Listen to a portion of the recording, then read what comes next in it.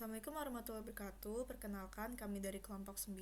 Saya Anissa Arka Valeriana bersama rekan saya.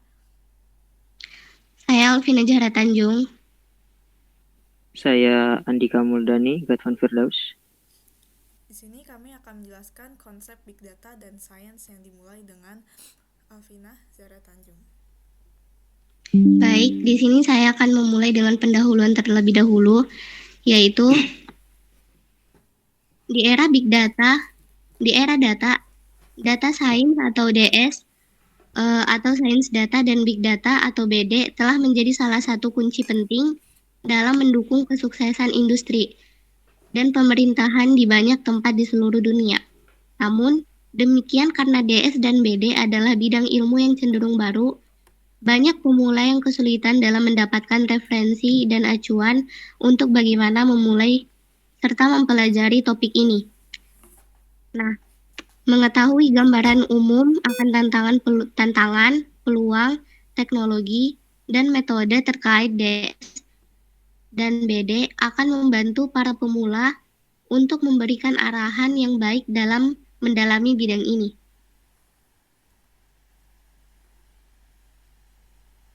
Selanjutnya, ada konsep Big Data, yaitu konsep Big Data adalah kumpulan data yang besar dan kompleks yang dihasilkan dari berbagai sumber secara tepat. Big Data dapat berupa data terstruktur maupun tidak terstruktur.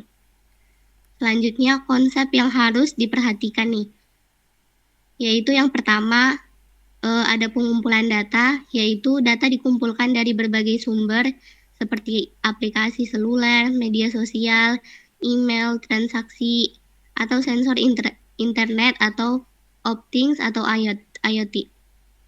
Yang kedua, penyimpanan data, yaitu data disimpan pada infrastruktur yang dapat menangani kecepatan, volume, dan keberagaman data. Yang ketiga, pemrosesan data, yaitu data dikonversi ke format yang sesuai agar dapat diolah dan dianalisis. Yang keempat, analisis data, yaitu data dianalisis menggunakan metode yang sesuai, seperti pemodelan prediktif, analisis statistik, dan machine learning.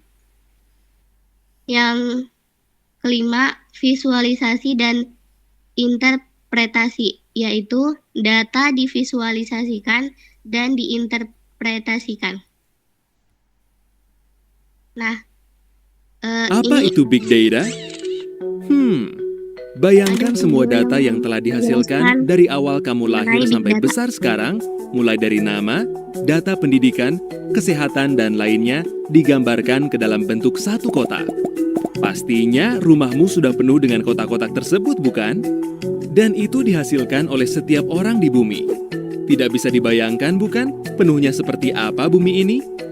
Secara sederhana, Big Data adalah himpunan data yang sangat besar yang tidak mampu diolah oleh sistem komputer dan perangkat lunak konvensional dan memiliki karakteristik tertentu, yaitu volume, variety atau varietas, dan velocity atau kecepatan.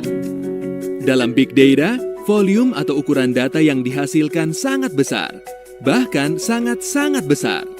Jika semua data pada tahun 2010 dipindahkan ke dalam bentuk kepingan DVD, maka DVD tersebut dapat membuat tumpukan panjang sepanjang jarak antara bumi ke bulan dan kembali lagi ke bumi. Dan data-data tersebut terus bertambah. Pada tahun 2012, kita menghasilkan 2,3 triliun gigabytes data setiap harinya. Diperkirakan nanti pada tahun 2020, data yang dihasilkan sebanyak 43 triliun gigabytes. Selain volume, varietas juga merupakan salah satu karakter dari Big Data. Data-data yang dihasilkan terdiri dari berbagai jenis dan variasi seperti teks, foto, video, dan lain-lain. Apa saja yang menghasilkan Big Data? Banyak sekali. Salah satunya adalah adanya Internet of Things. Internet of Things bisa diartikan di mana benda-benda di sekitar kita dapat berkomunikasi antara satu sama lain.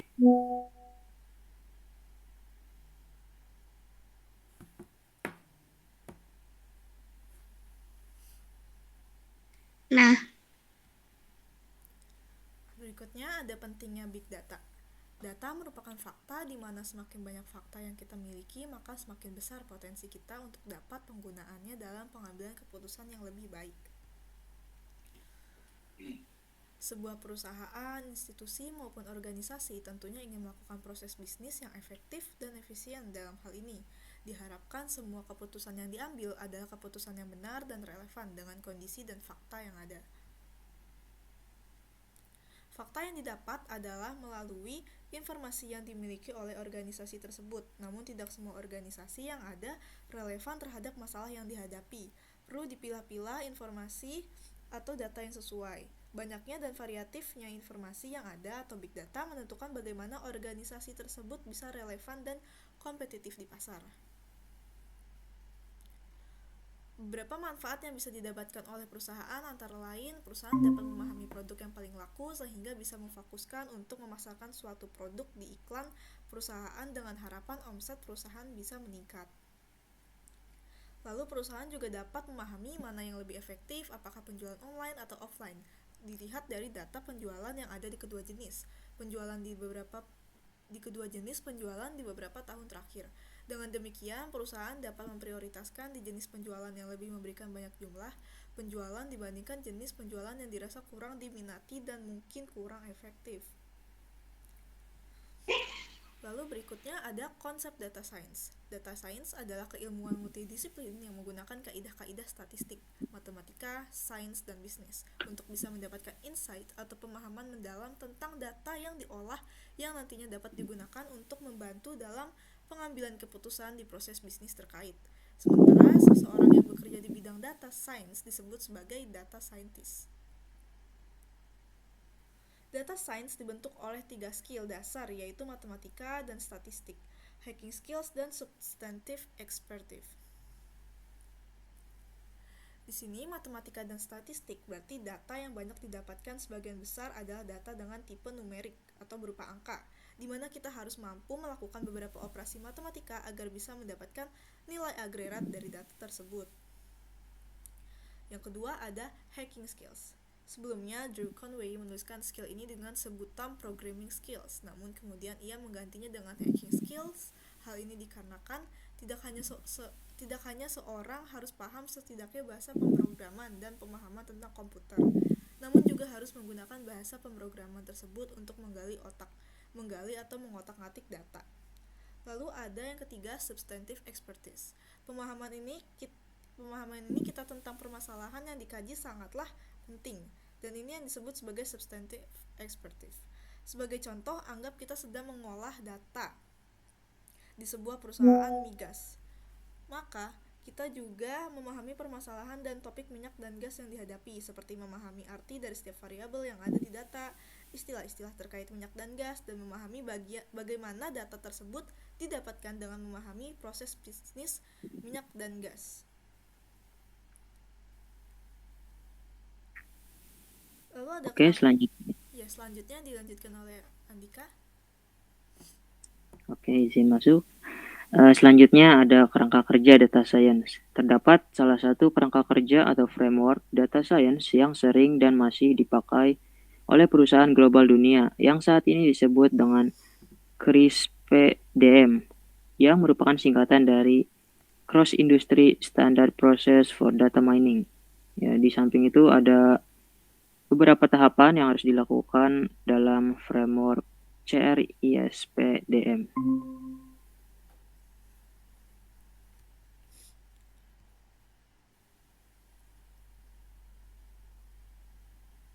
Berikut penjelasan dari setiap tahapan-tahapannya, yaitu yang pertama ada Business and Research Understanding yang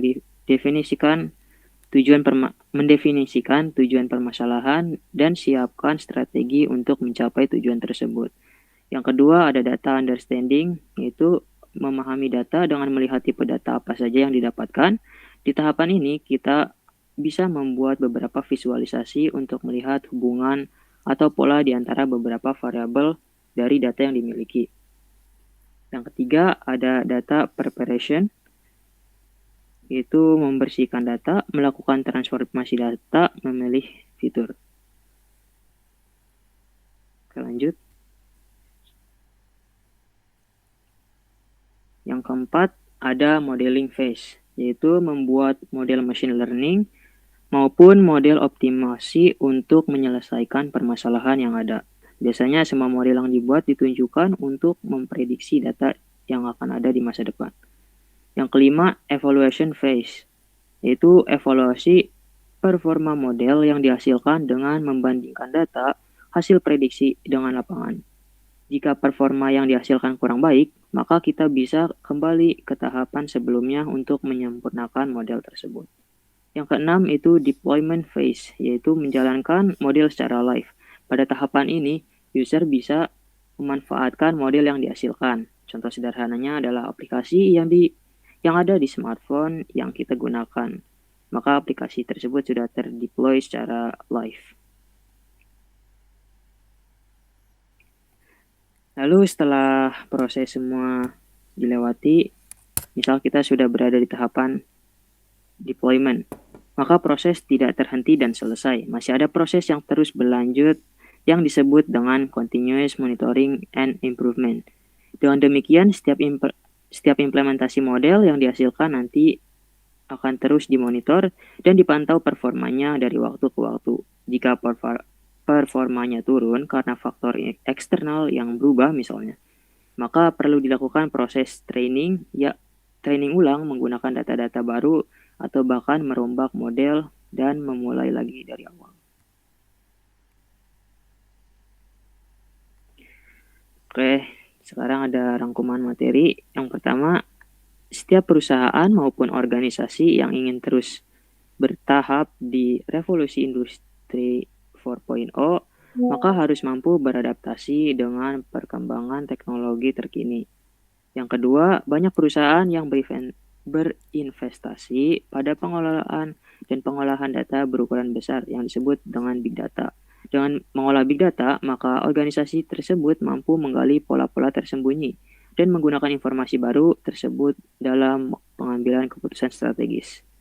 Yang ketiga, keilmuan yang mengkaji pengelolaan data skala besar atau big data, visualisasi data, dan analisis detail dari big data adalah bagian dari data science yang merupakan kombinasi dari 3 ilmu skill dasar, yaitu matematika dan statistik, hard skill, dan substantive expertise. Oke, sekian saya kembalikan kepada rekan saya, Anissa. Begitu saja dari kelompok kami. Dengan ini saya tutup. Mohon maaf jika ada kesalahan kata. Wassalamualaikum warahmatullahi wabarakatuh.